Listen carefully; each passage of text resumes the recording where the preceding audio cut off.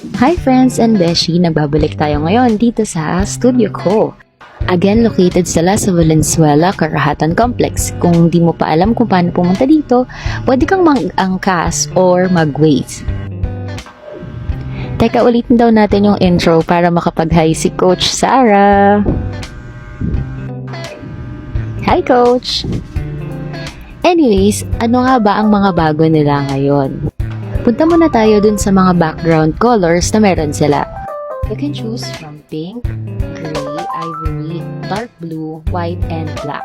So, kung curious ka kung ano bang itsura ng studio sa loob, eto yun.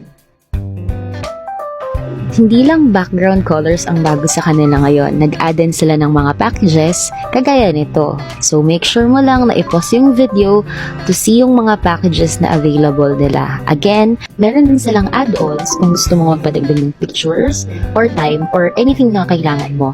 Pwede ka din sa kanilang magpabook personally via walk-in or i-message mo ang kanilang page. Kung curious ka naman kung paano gamitin yung self-photo studio, yan, may screen, may camera, titingin ka lang doon, kunin mo yung remote, and then shoot mo na yung photo mo. Ito nga pala yung mga sample pictures namin and we choose Waddle. So sa Waddle, group yan.